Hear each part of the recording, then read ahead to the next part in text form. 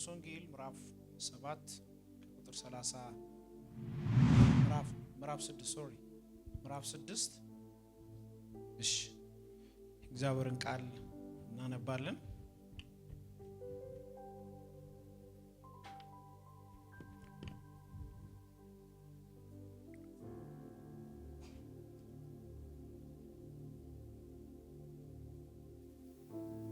ማርቆስ ወንጌል ምዕራፍ 6 ከቁጥር 34 ጀምሮ እንዲህ ይነበባል። ኢየሱስም ወጥቶ ብዙ ሕዝብን አየና እረኛ እንደሌላቸው በጎች ስለነበሩ አዘነላቸው። ብዙም ነገር ያስተምራቸው ጀመረ።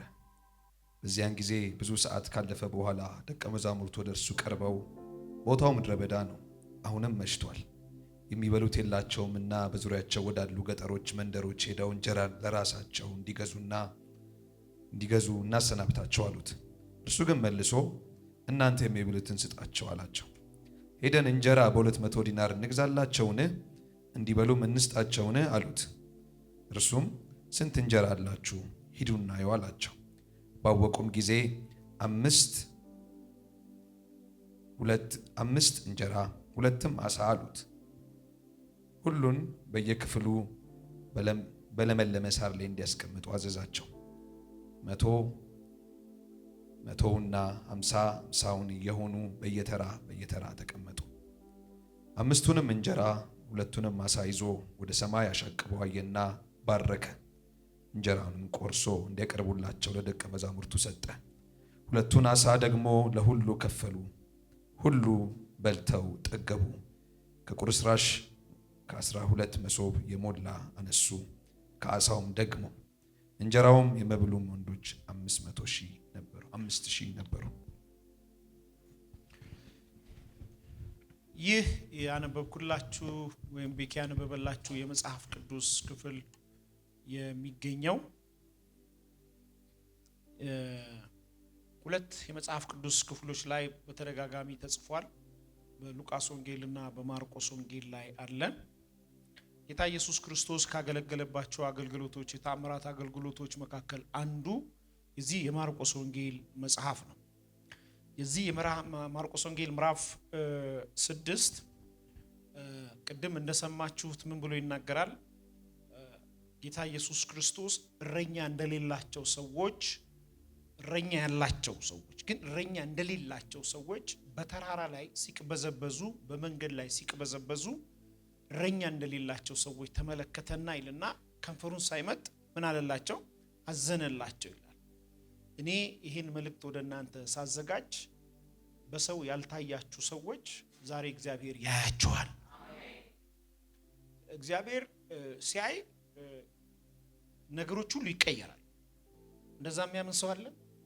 ውስጥ ገብቶ ጓዳ ውስጥ ገብቶ ልብና ኩላሊትን የሚመረምር እይታ ቀጠሮ ይዞ የመጣ ሰው ካለ ዛሬ እግዚአብሔር እንዲህ ይልሃል፣ ውስጥህ ዛሬ በመድኃኒዓለም ይታያል። እግዚአብሔር አየው ማለት መልስ። እኔ አንዳንድ ተአምራቶች ሲሆኑ ማመን በጣም ከባድ፣ ካየው ነገር ይቀየራል። እግዚአብሔር ዛሬ ያን ነገርሽን ያየዋል። ሰው አሳይታችሁ፣ ሐኪም አሳይታችሁ፣ ራሳችሁ ማይታችሁ ረጅም ዘመን ረጅም ወራት የቆየ ነገር እግዚአብሔር እሱ ነገር ለኔ ዛሬ ያየዋል። እግዚአብሔር ሲያየው ደግሞ ነገሮች ሁሉ ይቀየራል። እና እረኛ እንደሌላቸው በጎች ሲቅበዘበዙ አያቸውና አዘነላቸው ይላልና ከዛ ለደቀ መዛሙርቱ ጊዜው መሽቷልና እባክህ አሰናብታቸው፣ አሁን የሚያስፈልጋቸው ምግብ ነው፣ ተርበዋል። ቀኑን ሙሉ ወደ 5,000 ሰዎች ናቸው ካንተ ጋር ቆይተዋል። ቃልህን ሲመገቡ አብረው ነበሩ፣ ሲከታተሉ ነበር የምትሰጣቸውን እያንዳንዱን ነገሮችና አሁን ስለመሸ እባክህን ምግብ እንዲፈልጉ ወደ ገጠር ወደ ከተማ ወጣ ብለው እንዲመገቡ ፍቀድላቸው ብለው የሚጠይቁት ጌታ ኢየሱስን ነው። አንዳንድ ጊዜ በቤቱ ላይ አለቃ፣ ቤቱ ስለ ራሴ በቤቱ ላይ አለቃ ከኔ በላይ እግዚአብሔር ነው። አንዳንድ ጊዜ እረኛዎቹ ሐዋርያቶቹ ለሕዝቡ ከኢየሱስ ይልቅ ያሰቡ ይመስላል። ለሕዝቡ ተጨንቀው ከኢየሱስ ይልቅ ህዝቡ ያለበትን ችግር የተረዱ የተገነዘቡና ከኢየሱስ ይልቅ ቶሎ መፍትሄ አምጥተው ለኢየሱስ ያረዱት አይነት ነው። ቀጥተኛ ትርጉሙ እሱ ነው የሚያሳየውና ጌታን የምክር ነገር ነው የሚመክሩት። እባክህን ስደዳቸው ይሂዱ፣ ምግብ ያምጡ፣ መሽቷል፣ በዚህ ከቆዩ በረሃብ ማለቃቸው ነውና አሁን የምግብ ሰዓት ስለሆነ ሄደው ምግባቸውን የሚያገኙበትን መንገድ ፍጠር፣ ልቀቃቸው፣ ትምህርቱ ይብቃ። ጌታ ደግሞ ከሱ ጋር ውለህ ቦታው ምንም አይመች እንጂ የምታጣው ነገር የለም። ሁለተኛው መልእክት ይሄ ነው። ከኢየሱስ ጋር የመሸባችሁ ሰዎች ማገለግለው ምስክሬ ሌሊቱ ቀን ይሆናል።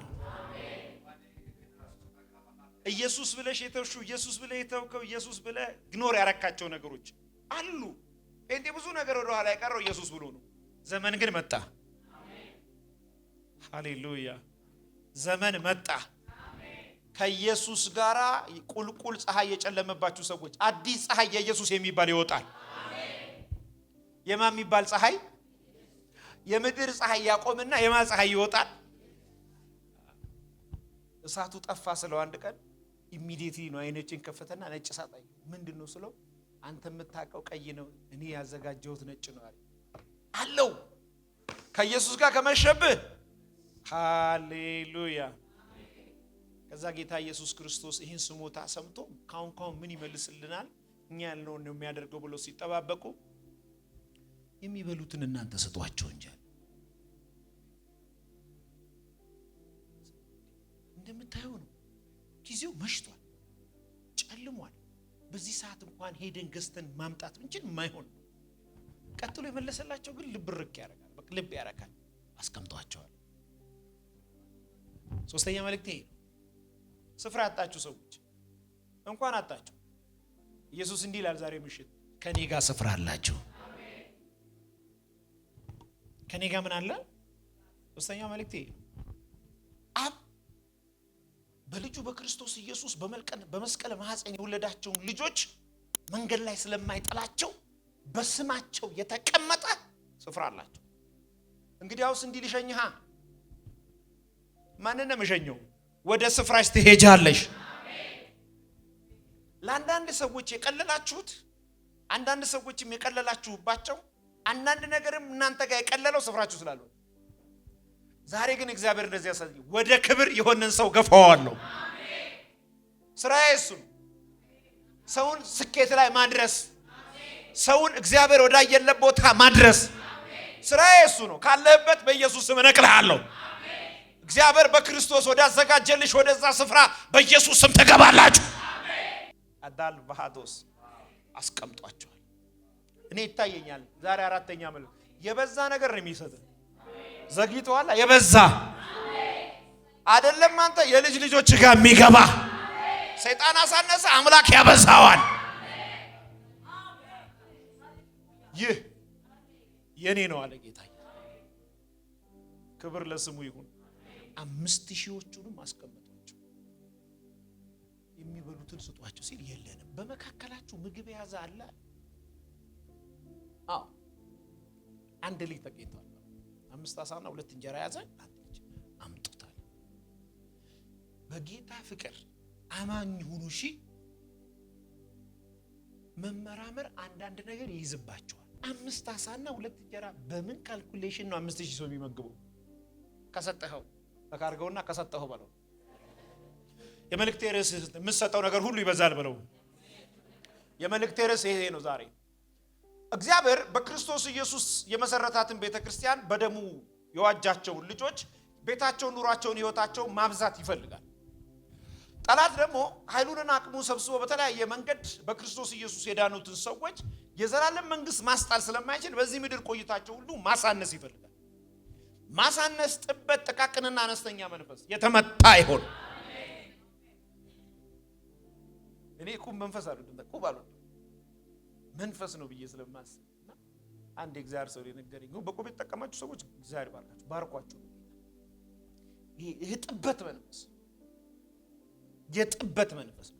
ተጨናንቀ ነው ደም ስር ግትር ብሎ ነው የምትጥለው ቁቡ እና ካላገኘ ራሱ እንቅልፍ ሁሉ ይነሳል፣ ይቀሰቅሳል። ቁቡ እንደሰው ቆሞ ማታ ላይ ይቀሰቅሳል። አልጣልክም ምጥለው የለም ነገ ምን መንፈስ አይደል የምትጠቀሙ ሰዎች አብሽት አድርጋችሁ። እኔ ከፍለኝ ሁሉ አልተጠቀም አልወድ መጽሐፍ ቅዱስ ሲናገር በክርስቶስ ኢየሱስ የዳኑትን ሰዎች ሰይጣን ማሳነስ ማስጨነቅ ይፈልጋል። እግዚአብሔር ደግሞ በክርስቶስ ኢየሱስ የዳኑትን መንፈስ በክርስቶስ የዳኑትን ልጆቹን ማብዛት ማትረፍረፍ ይፈልጋል። የሚያትረፈርፈውና የሚያበዛበት ግን ፕሪንሲፕል አለ። የመጀመሪያውና ዋናው ነገር የምሰጠው ነገር እግዚአብሔር በክርስቶስ ኢየሱስ ካዳነህ በኋላ መጀመሪያ ባንተ ህይወት ማብዛት የሚፈልገው አንደኛ ጻፉ ህይወታችሁን ማብዛት ይፈልጋል። እኔ ሰላም እንዲሆንላችሁ ህይወት እንዲሆንላችሁ መጣው እንዲበዛላችሁ መጣው።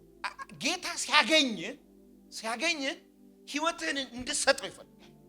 በክርስቶስ የዳኑ ህይወታቸውን ያልሰጡ ህይወታቸው ያልበዛላቸው ብዙ ብቻ።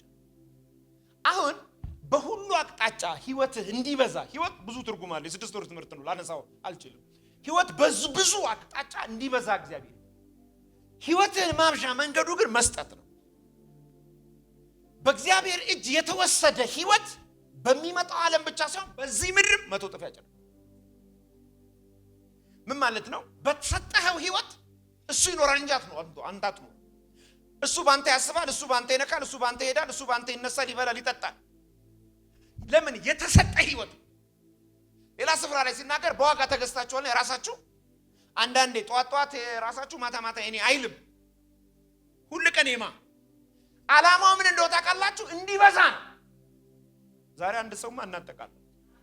ጠላት ሊገድለው የሚፈልግ የጨለማን ህይወት እናጠቃለን።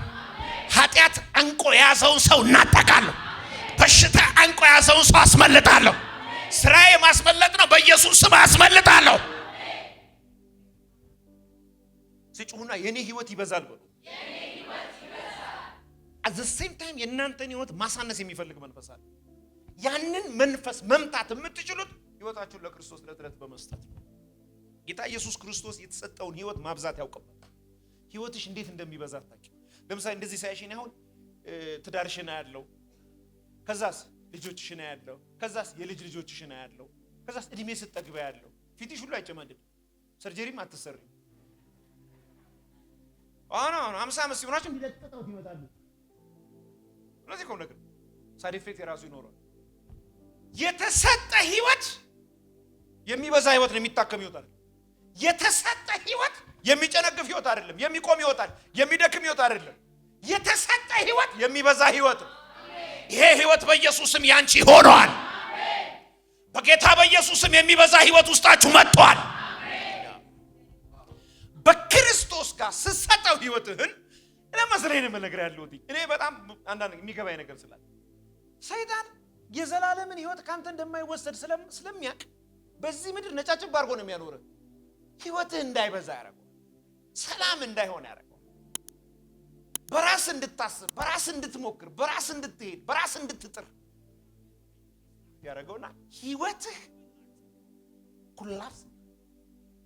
የዚህ ትልቁ ችግር አንተ አልገባህም እንጂ እግዚአብሔር አልተሰጠ። ህይወትም ይሰጣል። ህይወት ምን ይደረጋል? ይሰጣል። ወደዚህ ከመምጣቴ በፊት ቤቱን በመላእክ ተሞልቶ አይ ልጆቼን አመጣለሁ፣ ከእጃቸው ህይወታቸውን እቀበልና አብዝቼ እሰጣቸዋለሁ። ፈቃደኛ ከሆንክ ማስረከብ ትችላለህ። ንገስበት፣ ውሰደው፣ አስብበት፣ ክበርበት፣ ወጥተህ ግባበት፣ ተቀምጠህ ተነሳበት፣ ተመገብበት፣ ጠጣበት፣ ብላበት። አንተ ክብርህ በኔ ህይወት ይገለጥ። ክብር ለኢየሱስ ይሁን። መጀመሪያው ነገር እግዚአብሔር ህይወቴን ኢንክሉድድ ምን እንደሚያደርግልታል? ተጨማሪ ሰላም ይበዛል። ህይወት ሳይበዛ ሰላም አይበዛም። ሰላም የሚበዛው ህይወት በበዛ ማግስት። ህይወት ያልበዛላቸው ሰላም የበዛላቸው ሰዎች በምድር ላይ እኔ አላቅም። ታቂ እንደሆነ አላቅም። ህይወት ሲበዛ ነው ሰላም የሚበዛው። ሰላም ደግሞ በባህሪው ጻፍ ጉንፋን ነው ብለዛ። ጉንፋን ደግሞ ምን ይላል? ይጋባል፣ ይጠራል። በደንብ ነው የሚጠራው። ጉንፋን የያዘው ሰው ጉንፋን አላዘኝም ቢል እንኳን ከደቂቃ በኋላ ታስነጥሻለሽ። እሺ መያዙንም እናውቃለን። ጉንጩ ይቀላል፣ ነፍጥ ይለዋል አይደል? ሰላምም ልክ እንዲሁ ጦርነት ውስጥ ሆነው በዚህ በልጅ በዚህ በሆነ ነገር ተራክቷቸው እነሱ ሰላም ናቸው። ሰላም የሆነ ሰው መገለጫ የመጀመሪያ ባሉ ስፍራውን አይለቀኝ፣ ቦታው ላይ ነው የሚቀመጠው። ይኸውልህ ሃማ የፈለገ ቢጮህብህ አንተ ከስፍራ ንቅንቅ አትልም። ህግ ቢቀየር አዋጅ ቢወጣ ህይወቱ የበዛው ሰው ቤቱ ባያምር ቦታው ባያምር ነገው ግን በኢየሱስም ይገለበጥለታል። መርዶክዮስን ስታየው ህይወቱ የበዛ ይመስላል። ሰማይ ሲያየው ማይ ጋድ ሃጃላባሳ የምወደው ልጄ ነው የተረጋጋ ነው ያ ለምን ሲባል ህይወቱ በስቷል። በሱ ህይወት ላይ 27 ሀገር ተስማምቶ እንዲህ ማድረግ አይችልም። ህይወትን ከሰጠው ሰላም ይበዛል።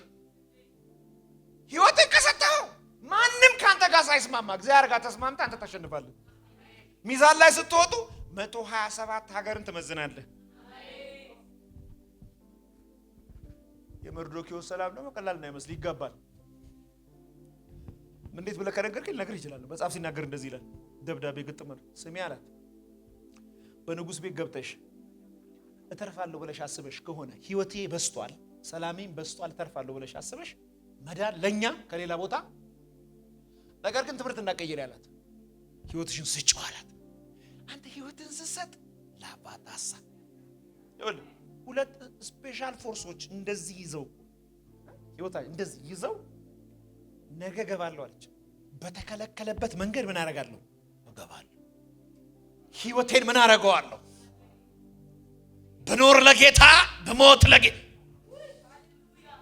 ቀጥ ብላ ስገባ ሰይፋቸውን አውጥተው ሚስትም ትሁን ህጉ ህግ ነው። ዘንጉን ዘረጋ። ህይወት ሲበዛ ህይወት ለኢየሱስ ተሰጥቶ ሲበዛ የምድሪቱ አዋጅ ባንቺ ይገለበጣል። መስሪያ ቤት ስገቢ ነገር አልተሳካም፣ ለዛሬ አልተሳካም ሊሆን ይችላል። ነገ ግን ለምን የሚሳካ መንፈስ ነው ያስኩት። በሚሳካ ጉዳይ የማይለወጥ የሆነ ነገር የማያላስተካክለው ባህሪ ላሳይ አልፈልግም። ሰላም እንደሌለ ሰው ልረበሽ አልፈልግም። ጌታ ኢየሱስ ክርስቶስ በታንኳ ላይ ተኝቶ በነበረበት ጊዜ ህይወቱ በስቷል። አስቀድሞም ራሱ እንዲተኛ መፍቀድ አልነበረባቸውም። ታንኳ ላይ ሲወጡ ይሄው መሪው ይሄው ቁልፉ ማለት ሲጠበቅባቸው አስተኝተው ተያዙ። አስቀድሞ መስጠት እየተቻለ አስቀድሞ ህይወታቸው መስጠት እየቻሉ አስቀድሞ ነገር መስጠት እየቻሉ አስቀድሞ መሪውን ያዙት። የታንኳው ከዛ ያዛችሁት አላቸው። የኔ ጌታ በኋላ እንገናኛለን ነው እኮ እያንዳንድሽ ቼክ ስትደረጊ እንታያለን። ከኔ ጋር ሆነሽ ቼክ ገብቶተኛ መጣ ንፋስ መርከቧን እንዲና እንደሚያደርግ ለማስጣል ለመዳን ሞክረው አልቻሉም። የዚህ ጊዜ ምን አደረጉት? ምን እንዳላችሁ ታውቃላችሁ? ስንጠፋ ግድ አይልም ሲሉት እሱ ሰላሙ ነበር። የፈጠረው ነገር እንደማይገለው ያውቃል። ይሄ ምድር ይኸውላችሁ ስላልፈጠራችሁት ሊቃወማችኋል። የፈጠረውን ስለሚሰማ የፈጠረውስ ግቡ ይናገርላችሁ። ስጪው ህይወትሽን ይናገርልሽ፣ ተዋት ይበልልሽ።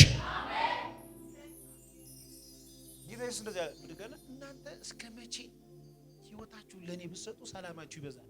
እስከ መቼ ከእናንተ ጋር ይታያል? ከዛ እናውራ አለ። ንፋሱ ዝም በል ጸጥ በል ሲል ከባድ ይላል ጸጥታ። ቀጠሉና እንደዚህ ይሄ ንፋሱ ወጀቡ የሚታዘዝለት ማን ነው? የፈጠረው ነው። ሲሰራው ያውቀዋል። በነገራችን ላይ የወጀቡና የማዕበሉ ከበስተጀርባው ጠላት እዛ ላይ ኢየሱስ ግን እሱንም ጸጥ አረጋው። በሰላም ተሻገሩ። ህይወትን ሰጠህ። እኔ ከዛ በኋላ ሳይሆን ከዛ በፊት ነው ማለት ነው። የታንኳው ሹፌር ኢየሱስ እያለ አንተ ስፔሻል ልትሆን አትችልም። የህይወት ሹፌር አንተ ልትሆን አትችልም፣ እሱ እንጂ። ህይወትን መምራት ያለበት እሱ እንጂ አንተ። በቃ ደቀ መዛሙርቶቹ መማር ያለበት ሰላማችንና ህይወታችን እንዲበዛ መስጠት ነው። ቁልፉን ይሄው፣ የላንድ ክሩዘሩ ቁልፍ ይሄው፣ የዲዛይሩ ቁልፍ ይሄው፣ ንዳው ብለህ መሰጠህ በጌታ ሰላም አንተ ለምልክት በቃ የዛ ሰዓት መልሱን እነግርሃለሁ። ሶስተኛው እና የመጨረሻው 2 ዓሣና 5 እንጀራ ያዘው ልጅ ሰጠ ይላል። አለኝ የምትለውን ራሱን አምላክ ያደረገበትን ፋይናንስን በታማኝነት ስጥ፣ ገንዘብን ስጥ። ይሄ ስብከት ለዚህ ቸርች አይሆንም። በርግጥ እናንተ የተባረካችሁ ስለሆናችሁ በሚዲያ የሚሰሙኝ ግን ይሰሙታል። ገንዘባችሁን ስጡ። አካውንት ውስጥ ያስቀመጣችሁትን በሚሊዮን ያስቀመጣችሁትን አብሯችሁ ወደ መቃብር አይሄድም። እግዚአብሔር በሰጣችሁ እድሜና በሰጣችሁ ዘመን ህይወታችሁን ሰጣችሁት።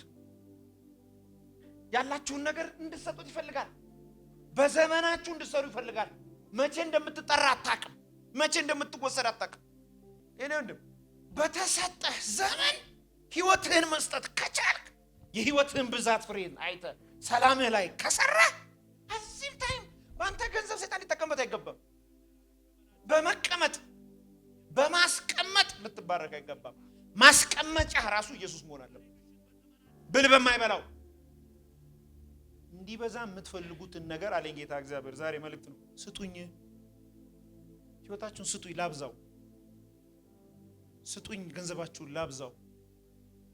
ማንም በማይነቀንቀው አለት ላይ መቆም ከፈለጋችሁ ህይወታችሁን ስጡኝ። በርካታ ሰዎች ህይወታቸውን ሰጡና ገንዘባቸውን አይሰጡት።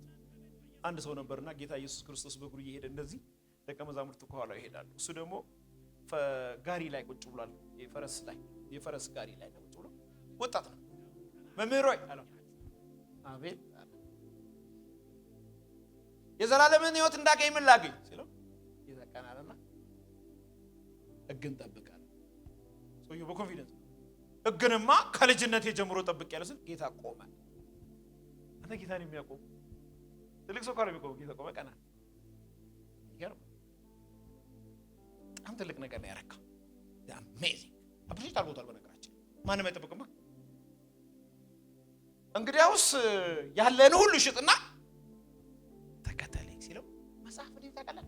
ብዙ ሀብት ስለነበረው ያለውን ሸጦ መከተል ከበደው። አንበበው።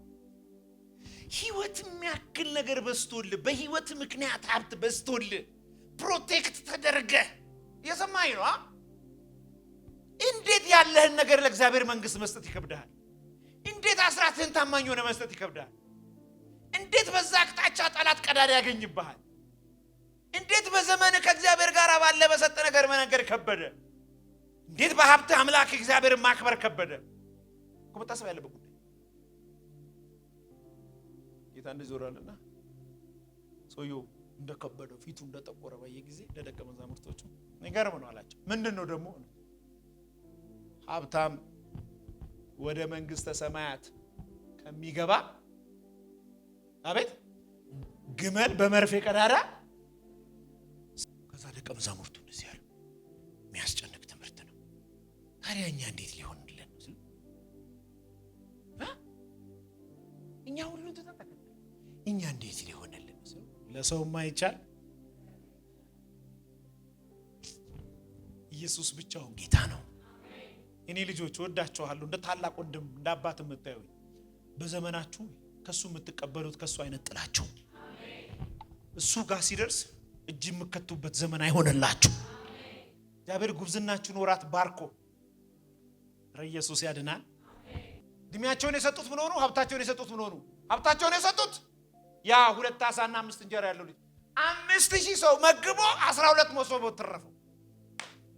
የተረፈ ነገር መቀበያ መንገድ ነው ለካስ ያለ መስጠት። የዛን ቀን የተመገቡት ሰዎች ወደ ሰፈር ሲሄዱ ትልልቅ ዳቦ ትልልቅ ዓሳ ይዘው ነው የገቡት። ከባህር የተገኘ ነው ይመስል ከኢየሱስ የተገኘ ነው። በመታዘዝ የመጣ ነው። በመስጠት የተቀበሉት። መስጠት መቀበያ፣ የከበረ መቀበያ። ክብር ለኢየሱስ ይሁን። አሜን። ይህ መንፈስ እንድትይዙ ይፈልጋሉ።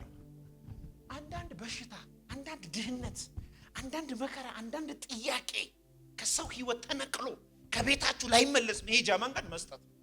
ምን? ራስህን። እዚህ መጽሐፍ ቅዱስ ሮሜ ላይ ተናገረ። ራስህን ያውና ቅዱስ መስዋዕት አድርገህ ለአምላክህ ምን አድርግ? አቅርብ። ችንገራችሁ ስለምወዳችሁ መብዣ መንገድ የመስዋዕትነት መንገድን መምረጥ፣ የመብዣ መንገድን ማከማቸት። አብርሃም ይስሐቅን ሰዋልኝ ሲለው የመስዋዕትነትን መንገድ መርጦ ነው። ይስሐቅ ያዕቆብን የወለደለት፣ ያዕቆብ እስራኤልን የወለደለት። የመስዋዕትነት መንገድ የክብር መንገድ። የመስዋዕትነትን መንገድ መምረጥ ጠላት የማይችለውን ጄኔሬሽን መፍጠሪያ መንገድ። ሰይጣን መብዣ መንገዱ የመስዋዕትነት መንገድ አይደለም። የመቀበል መንገድ ነው። ነፍስን ህይወትን ጭንቀትን ጌታ ኢየሱስ ግን ሊያበዛ ሲፈልግ የእግዚአብሔር መንግስት ሊያበዛ ሲፈልግ እንድትመርጥ የሚመርጥ መንገድ የመስዋዕትነት መንገድ ነው። የቅባት መንገድ የመስዋዕትነት መንገድ ነው። የመብሻ መንገድ የመስዋዕትነት መንገድ፣ የጤንነት መንገድ የመስዋዕትነት መንገድ። በጌታ ፍቅር ይልቀራችሁ። አንበሳ ጉርጓድ ገብቶ በአንበሳ ያልተበላ ሰው በመጽሐፍ ቅዱስ ውስጥ እኮ ዳንኤል ብቻ ነው አይደለም? እነዛ አንበሳዎች ጥርስ የላቸውም እንዴ? ዳንኤል ከወጣ በኋላ ዳንኤል የከሰሱት ቤተሰቦቹ ልጆቹ ሁሉ ሲጣሉ አየር ላይ ሆነ ገጣጥሎ ይጨርሷቸው። መብላት እንደሚችሉ ማን እናውቃለን? ያልተበላ ነው እኮ ስለማንበላ አይደለም። የኛ ህይወት የሱ ህይወት ሆኖ ነው። የኛ ህይወት የበዛ ህይወት ሆኖ ነው። እና እንንከባከባለን። አቧራ ስለሆነ እኛ ላይ ተኛል። ከዛኛው ውስጥ አንድ ጎረምሳ ይመጣ እንዲያረደሩ ተወጣ ያደረገ ሲል አሁንም ሰውየው ሲያው የሚያስፈራ ነው። ምን ሆነ ነው አንተ ይለዋል። ታሪክ አለኝ። ምንድነው ታሪክ? ከ180 ዓመት በፊት አንተን የሚመስል ሰው ከኔ ወገን የሆነው በልማው ሸለቆ አግኝቶ ያለ መሳሪያ ገረጣጥሎታል። እና ሸሸት ብዬ ፈራሁት እንዳገረጣጠኝ ብዬ ነው። ማን ነበር ሲለው እሱ አልነበርማ። ዳንኤል አያውቅም፣ እኔን የማውቀው ሳምሶን የሚባል አለው። እግዚአብሔር ቤተሰቦች አይ ቲንክ አንድ ሰው አግኝቻለሁ። አንዱ ለሰው አባጣው የቃል የረከሰበት ተው ለእግዚአብሔር ቃል ክብር ያለ አንዱ ለሰው አግኝቻለሁ። መትረፊያ መንገዱ የመስዋዕትነት መንገድ። ዳንኤል የመስዋዕትነት መንገድ መረጠ። በስተምስራቅ በኩል መስኮቱን ከፍቶ መጾም መጸለይ ያስገድላል። አዎ የመስዋዕትነት መንገድ ነው መረጠው። የመረጥከው ጌታ መብዣ መንገዱን አንበሳ ጉድጓድ ውስጥ ተገናኘዋል። እኔ የሚገርመኝ የበዛ ህይወት እኮ በህይወታችን ሲኖር ከኛ በላይ እርግጠኛ የሚሆኑት ሰዎች ናቸው። ጣት ንጉሱ መጣ የሚል ቃል አለ። ዳንኤል የምታመልከው አምላክ እግዚአብሔር ያ ህይወት ያበዛል፣ ሰላም ያበዛል፣ ያስጥላል፣ ያድናል የምትለው እግዚአብሔር ዘመንን የሰጠው ከህግ በላይ ያከበርከው አድኖሃልን ሲለው መጠበቁ እኔ የሚገርመኝ መጠበቁ። ሰው የሚያሳምን ህይወት ነው የኖሩት። እስኪሉን እኮ ከፍ አድርገውታል፣ አንጠልጥለውታል። ጸጋ ጠብ ቢደረግባቸው ደግሞ የት እንደሄዱ መጽሐፍ እንደሚል ታውቃለህ። ከውስጥ ድምጽ ጠብቆ ደግሞ አያሳፈረው። ንጉሶ የሚል ሰው 1000 ዓመት ንገስ። እኛ የፖለቲካ ችግር የለብንም አሉ። 1000 ዓመት ንገስ ሲለው ንጉሱ ህግ አልጠበቀም፣ አውጦታል። ቀጥልና እሱን ያስከሰሱትን ሁሉ የተከሰሱ ሰዎች መጥተው ሲያዩት ዳንኤል ከንጉሱ ጋር ቁጭ ብሏል። ህይወትን ስጠው እንጂ በከሳሶች ፊት ነው እግዚአብሔር ከፍ የሚያደርገ። ሞትን በሚጠብቁ ሰፈር አገር ሳትቀይሪ፣ ሰፈር ሳትቀይሪ፣ ሞትሽን በሚጠባበቁ ውድቀትህን በሚጠባበቁ ከፍታህን ይሰማሉ። የማገለግለው ምስክሬ ይሄ ዓመት ሳልፍ ንጉሱ በቤትሽ ወክ ያደርጋል። ከንጉሱ ጋር ወክ ታደርጋለህ። እቺ ማናት ይባላል። ከምድረ በዳ የምትመጣ እቺ ማናት? በውዷ ላይ ተማምና የምትመጣ እቺ ማናት? ያድናል ኢየሱስ። ከንጉሱ ጋር ይዩታ። ከተረፍሽ እኮ የሚያዩሽ ከንጉሱ ጋር፣ ካመለጥክ የሚያዩት በምን እንዳመለጥክ ንጉሱ አብሮ ይታይ። የሚቀጥለው ዓመት እንገባለን። ለዛውም ዝም ብለን በክብር ነው የምንገባው። ንጉሱ እየታየ እንገባለን። መጽሐፍ እንዲህ ይላል፣ ከንጉሱ ጋር ይዩት። እያዩአቸው ሲከቷቸው በማይክሮ ሰከንድ ነው ድምጽ የነበረው። አንበሶቹ አንበሳ ናቸው። የኔ ወንድም ቀል መሰለን አንበሳ ሲያጋሳ ያልኩ መጽሐፍ ቅዱስ ቀል መሰለን ገነጣጥሎ ጨረሷቸው። አረ ኢየሱስ ያድናል። ያልበዛ ህይወት ጠላት ይመታዋል። ያልበዛ ክርስትና ጠላት ይመታዋል። የመስዋዕትነትን መንገድ ያልመረጡ ሰዎች በጠላት ይመታሉ። መብዣ መንገዱ ግን ይሄኛው ነው።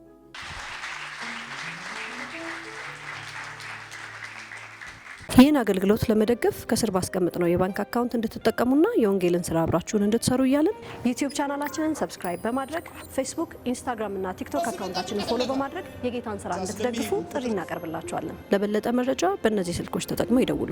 ተባረኩ።